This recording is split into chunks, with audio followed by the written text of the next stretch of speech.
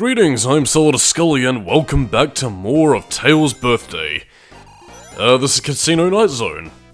Never really cared for it, to be perfectly honest. I mean, in terms of the stage itself, well, I guess part of the reason why I don't really think much of it is that it's very stop-start. It's really more a zone that is of any benefit to you if you either want to live grind or go for the jackpot. And, again, as addictive as it can be in that sort of dopamine hit gambling sort of way, yeah, it's very shallow and, well, again, there's just a lot of roadblocks between you and, well, the end of the stage, so, yeah, just kind of a bit pish. I mean, it does test your verticality, so, I mean, again, if you can stick to the top pathways, you can finish the level pretty quickly, but even then, you are still side-bottomed by, you know, fucking lifts and, you know, blocky platforms everywhere. I mean, what is this? Sonic, colors? Heh?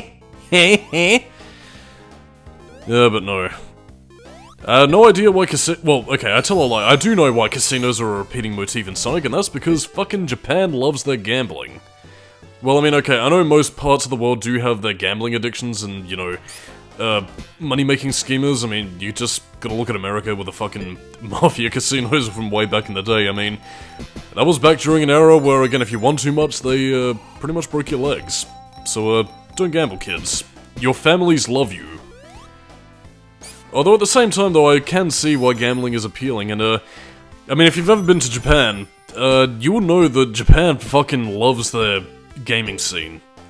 Like, I mean, well, yeah, I don't think a lot of people will know this, but again, back in 2019, I did actually go to Japan, as I think I brought up in the Silent Hill Downpour commentary, and, yeah, I actually did go to one of the pachinko parlors and the casinos that they have, and holy fuck, not only is it incredibly fucking noisy in there, but you can't even tell what time of day it is at this point, because they just blind you with fucking razzle-dazzle and all these bizarre pachinko machines, which, part of the reason, aside from the experience I wanted to go, was, again, so I could test out the Silent Hill and, well, Metal Gear Solid pachinko machines, which you might be wondering why, but again, like, they do have a lot of, you know, bells and whistles. Like, I mean, for the Metal Gear Solid one specifically, they actually have Metal Gear Solid 3 Snake Eater, you know, with a lot of its cutscenes rendered while you're playing the game in the Fox engine.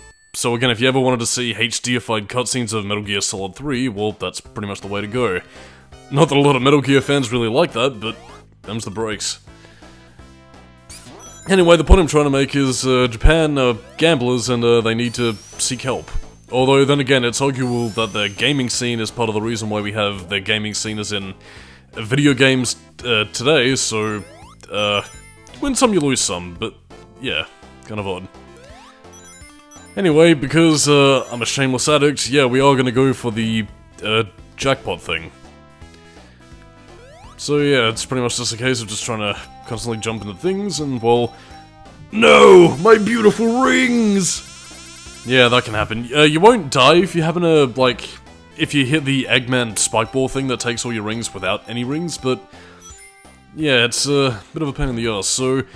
I suppose while I'm busy gambling, I might as well actually talk to you about something that happened in the news quite recently. Well, not recently, but well, within 2022, so it's still relatively recent, but yeah, Yuji Naka was arrested. I don't know if he's been given prison time yet, but yeah, apparently he was arrested for trading of insider information.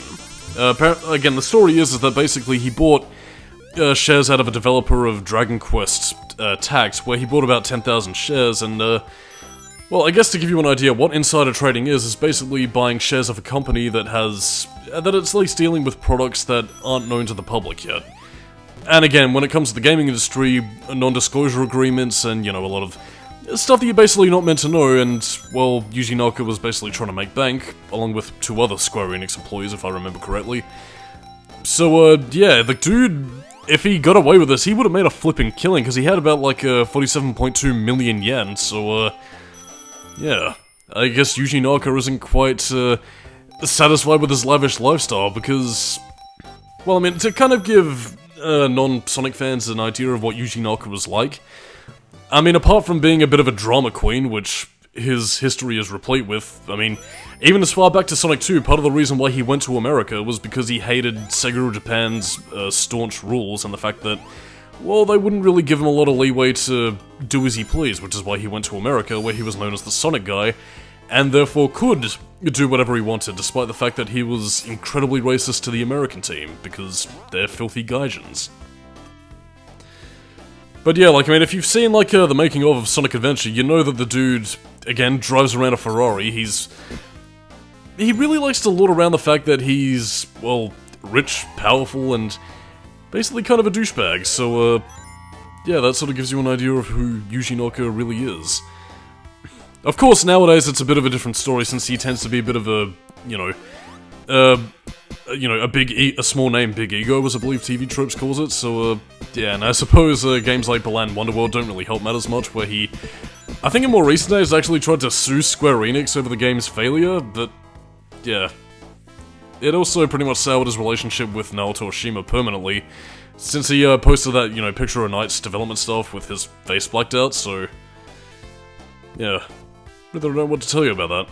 Either way, the guy's a bit of a priss, and now he's arrested. I don't know if he's going to jail or whatever, but, well, I guess that pretty much cans any future video game projects that he probably would have had under wraps at this point. I mean, I think the last thing he made aside from Balan Wonderworld was, this Shot 248 thing, which was like a weird, bizarro Japanese thing. I don't know. The point is, Yuji Naka's gone and he's out of our life. I don't know. I mean, it's, I don't know, it's just something I never really expected to happen, to be honest. But anyway, I guess that just sort of goes to show, don't trade inside information, otherwise you will be legally fucked. But anyway, that's a boring casino stage, done and dusted with. Are the stars meant to be part of a roof, or is it meant to be something else? Whatever, this is, an actually rather interesting boss fight, because it actually does use momentum-based physics to your advantage, where you... Well, okay. Your choice is pretty much to just jump off the walls, jump off, and then pretty much try and hit Eggman. Don't go for multiple shots, because again, he does still have invincibility frames, and you will phase through enough to the point where... Well, yeah, stuff like that can happen. Where you'll pretty much phase through, hit the lightning, and die. I mean, again, it's not too bad if you can hit the general area of the mech, but, yeah, don't do what I did and try and hit it directly. Just try and, pip the sides, where I think the hitbox is at least large enough so that you will be able to adequately get a few hits in, laugh at Eggman's expense, and then just, well, try and avoid the bombs as well, but, yeah. I mean, I suppose if you ask somebody to go for a massive score or whatever, can be a bit of a pain in the arse since... Well, again, if you get a game... Well, actually, no, it's more if you get a game over, I think, where you pretty much lose a lot of your scores, so you're like, oh no, I can't brag to my friends that I got maximum high score in Sonic! Well, I mean, again, you do have more reasons to collect rings and get a high score besides bragging rights. I mean, you do... I think if the digits get to a certain threshold, you do end up getting an extra life or continue or whatever, so, yeah, there is more reasons to do it than that, obviously, but... Nevertheless...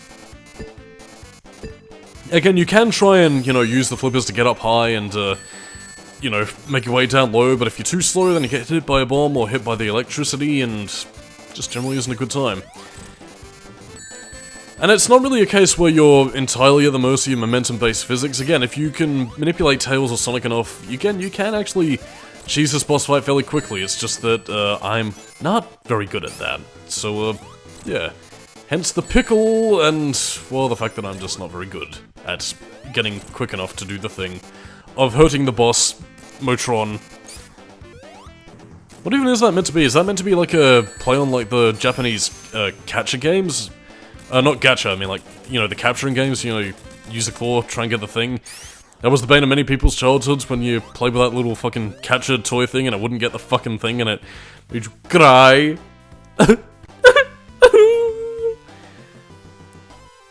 I'm pretty sure that's why most teenagers tend to vandalize that thing. Just bad childhood memories of seeing that thing around the arcades in my area. Hilltop Zone. I mean, like Casino Night, it does test your verticality, but I don't really find myself liking this zone very much. I mean, it kind of feels like it reuses a lot of Emerald Hill's assets, except, look, it's blue!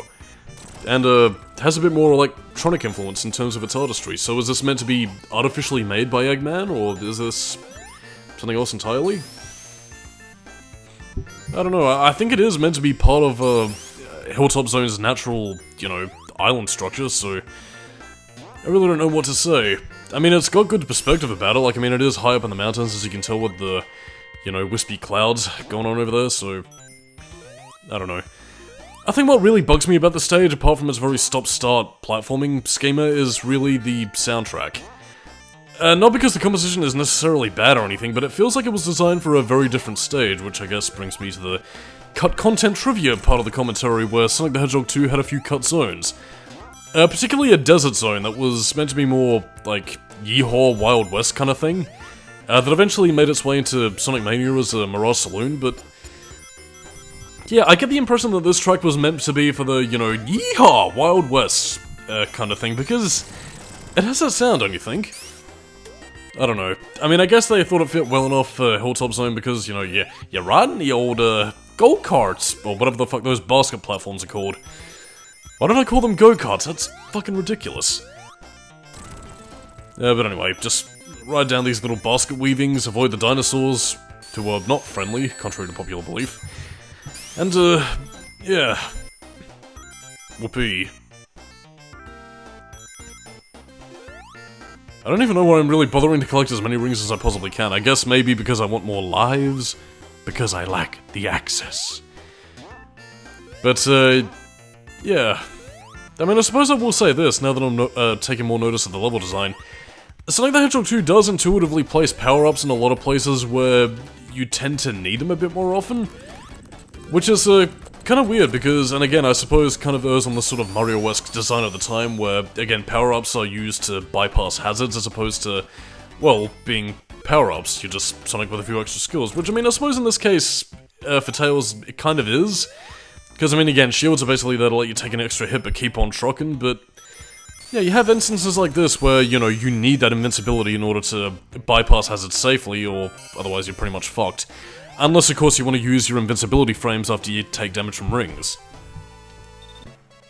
Actually, I'm trying to think about that, actually. Does, because, I mean, it has been a while, but, does Sonic 2 do the thing similar to games like 06, where, again, if you get hit on lava, then the rings sink into the lava and you can't get them anymore? Because, I mean, I seem to remember Sonic the Hedgehog 3 doing that, but, I'm not too sure about Sonic 2. I know 06 did that, but that was entirely down to the Havoc physics engine and the fact that they decided to make rings interactive in terms of their physics, which fucking sucked, so, yeah. And the only reason why I know that is because of the Media Nerd's 06 playthrough, which I'm hoping to see another part of, assuming he's not too busy. But in any case, back to Sonic the Hedgehog 2, good and proper. Yeah, the seesaws. The momentum-based physics of these are a little bit wonky. I mean, one of the early ones I actually stood like right in the middle and I got maximum height, which shouldn't make any sense, so, yeah, bounce physics are a little bit off. But yeah, this is generally the top pathway. Generally safer, provided you're willing to play with the game's verticality, but yeah, it's just kind of a little bit pish. Again, like, I mean, it isn't too difficult to stay on the platforms themselves, it's just me kind of being a bit suckish. But yeah, like, I mean, it's entirely based on, you know, how high your jump is, you know, depending on, like, what angle you kind of approach, when you're hitting the Orbinaut, I think it's meant to be. Or maybe that's, well, obviously it's meant to be a reference to that enemy that just threw the fire at you, but I don't know. Bizarre vertical platforming shit. Yes, leave it with its failure. It's bizarre, bizarre failure.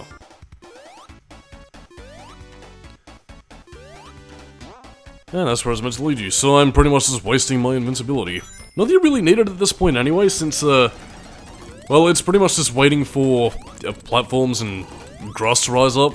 Not that it really does the whole, oh no, the stage is collapsing thing as well as it could have. I mean, I think Sonic 3 kind of does the whole set piece thing a little bit better, but I mean, Sonic 2 does try, which I suppose was why they doubled down on it by the time Sonic & Knuckles came out. But either way, it's just kind of, you know, are we there yet? Are we there yet? Are we there yet? Can we continue on? Look at the stage clipping through itself. Truly the sign of a bad game, because clipping is bad.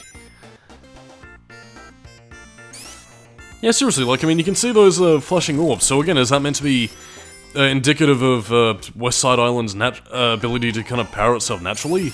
I mean, there is lava, so is it being powered by, the planet's core? Or is it maybe the Chaos Emerald's doing? I was never really too sure that, yeah, whatever. There probably isn't much of an explanation, in terms of, you know, mythology or anything, or even more recent games like Sonic Frontiers, which, again, since the game is recent, I won't spoil anything, but it actually does go into the history of the Chaos Emeralds and where, well, sort of where they came from?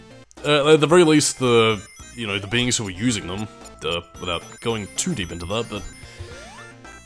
yeah, anyway, that's a discussion for another day. I think we're pretty much... yep. Oh no, can't get any more rings, and I can't remember whether or not I die. Oh no, wait.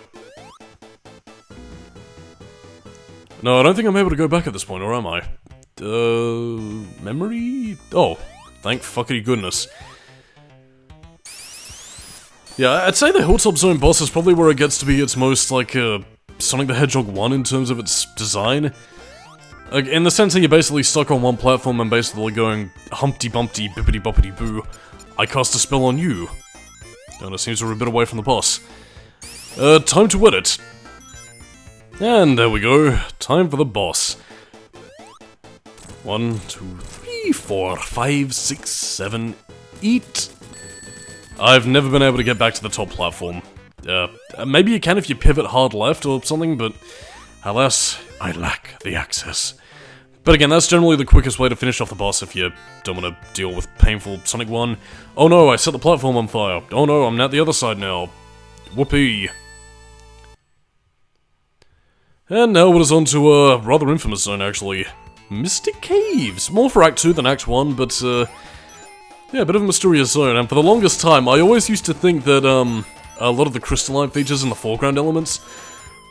yeah, I always used to think that that was actually vegetation, or, as I called it when I was a teenager, lettuce leaves, because that's honestly what it reminds me of, iceberg lettuce.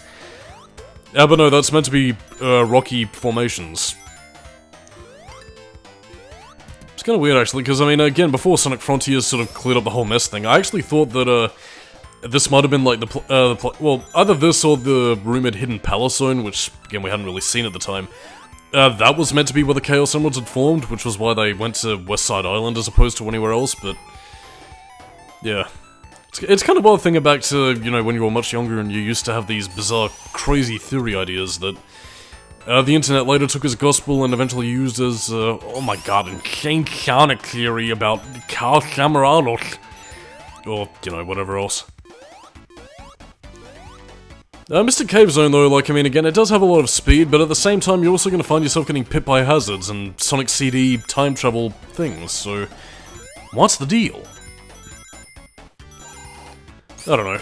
I mean, again, it's a lot more treacherous in terms of hazards. I mean, again, you mainly have, like, those little caterpillar things, or, you know, fireflies getting in your path, but, again, if you've got your wits about you, take the plenty of shield power-ups and you should be golden. And if not, then you will die. It does also have a pretty snazzy musical track, and in terms of Sonic the Hedgehog 2 in terms of Sonic 2 representations in Sonic Generations, or I suppose maybe if we're gonna have more nostalgia grab shit in the future, Mystic Caves I think is a prime opportunity of a zone that should be used. I mean, again, apart from fan mods, I actually would have loved to have seen how Mystic Caves would have handled for modern Sonic, because, I don't know, I think the graphical capabilities of Generations would have made the stage look fucking beautiful. But yeah, it's typically in Act 2 where you really need to watch your step, because, I mean, apart from, you know, all the things that I pointed out before, yeah, we're gonna be falling into a hazard that I should have been more prepared for, and I was trying to be careful with, but I fell into it anyway, because fate has it out for me. So, yeah, apart from this little metronome here, yeah, this is also a victim to the infamous pit, where not even Super Sonic can get out of, and, I fall victim to its embrace. So yeah, vertical-oriented platforming, more stuff. I tried to stick to the top pathway in the hopes of avoiding it, but I think the pathway does fork at a certain point where you kind of have no choice but to watch your six. Mysteriousness could probably be used for a Sonic the Hedgehog mystery game where Sonic solves crimes like Jack the Ripper or the evil case of Terrence Dudley or whatever the fuck his name is, or Yeah. Crikey, so sorry. Yeah, apart from that, not really much to talk about in terms of Mystic Cave Zone, so... Yeah, do I have any other topics to discuss? Well, I mean, I suppose I should probably talk about what's going on in terms of future commentaries, because Tormented Souls is still ongoing at this point. And, again, I did mention that I was doing Sonic the Hedgehog 2 after that, and that's where I fall into the infamous pit. By the way, if you have Super Sonic, you, have to wait until your rings run out and die. Can't jump out of that. Yeah, but anyway, Tormented Souls is still ongoing at this point. I'd say I'm gonna do Sonic the Hedgehog 2, even though I'm doing it now, because I can't plan things for shit. And, yeah, after that, well, more Kingdom Hearts 2 is gonna be on the way, but, yeah, in terms of anything else, I've also got, Tails' run of Sonic 3 recorded. Not just so I can show off, the Sonic Origins collection, but also so I can show off the multiplayer stages, which I neglected to do for, both the Sonic and Knuckles run. So again, if you're not a fan of Kingdom Hearts 2, then you got that to look forward to. After that, you've also got Streets of Rage 2 actually also coming next year as well with Sonic 3. Because again, I understand that not a lot of people are really big fans of Kingdom Hearts on this channel, but you know what, it does get a fair bit of viewership, so, you know, trying to balance things out as best I can. So yeah, that's pretty much my video schedule for the next couple of days, weeks, months, and years. Till I'm nothing but a feeble old man stuck in these mystic caves, waggling my cane at evil people. There we go. Yeah, we're pretty much past the worst of it at this point, so, not too much to worry about. Apart from just getting pipped, and getting irritated, and wanting to destroy Dark Robotnik and his evil ways. Even though, again, and I'm gonna be putting this out when we get to it in a later stage in the game, yeah, this is actually the first instance of a game referring to Dr. Robotnik as Eggman. So, either that was a bit of a mistake on, Sega of America's part, or it was something that they just didn't catch, because, it's written on a texture. Actually, even on Eggman's, mech, you can actually kind of see it, because, I mean, it has an EG on it, so, yes. Curiously. Anyway, pretty pish boss fight pattern. It's the biggest pain in the ass is just the hitbox of the drills, really, but Eggman's defeated yet again, and on that note, I am Solidus-Skully, keeping new metal, and next time on the Tails' birthday commentary, more adventures. Catch you next time for the final part.